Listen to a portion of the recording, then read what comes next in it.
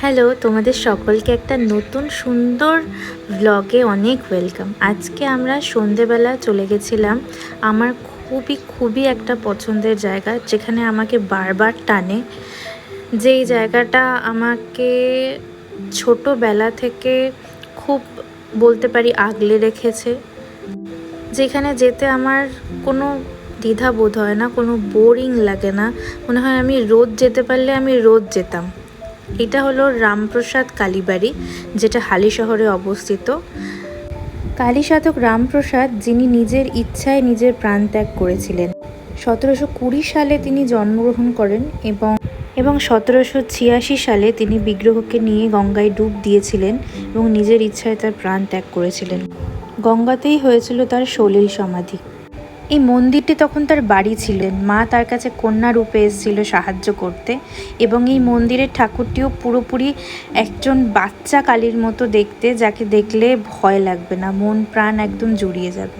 এই যে আমি যেখানে ধূপ দেখাচ্ছি, এটা হচ্ছে পঞ্চবটির বট গাছ, যেটা প্রায় 450 বছর পুরনো, একদম অক্ষত অবস্থায় রয়েছে, কোনো ক্ষত নেই গাছটাতে।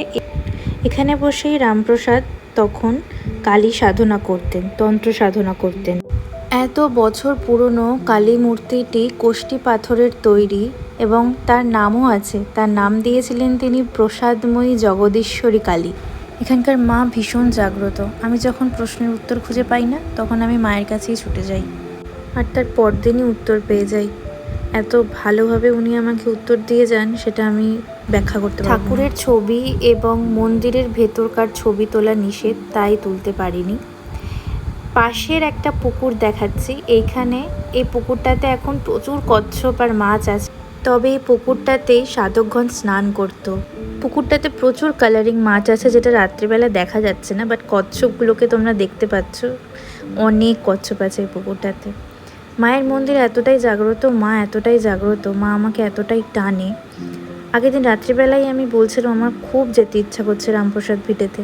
পরের দিন সকালবেলা আমি জানতামও না, সবাই মিলে প্ল্যান করে নিল, গৌরবও জানতো না ইনফ্যাক্ট। তো হঠাৎ করে আমাদের যাওয়ার কথা হলো, আমি বললাম হ্যাঁ অবশ্যই, আমি অলওয়েজ রেডি এখানে যাওয়ার জন্য। এত বছর পুরনো জাগ্রত জায়গায় প্রচার খুব কম হয়, তাই ভাবলাম আমিই শেয়ার করি। খুব ভালো লাগবে তোমাদের, একবার অবশ্যই গিয়ে ঘুরে এসো, একবার গেলে বারবার যাবে। এই যে নাম্বার দুটো দেওয়া রয়েছে, এই নাম্বারে ফোন করলে তোমরা বাড়ি থেকে বসেই মায়ের ভোগের প্রসাদ পেয়ে যাবে, বা যদি সকালবেলা পুজো দিতে আসতে চাও 8:30টার মধ্যে এই নাম্বারে ফোন করলে এনারাই ভোগের কুপন কেটে রেখে দেয়। এই দোকান থেকে আমরা ডালা নিই এবং এই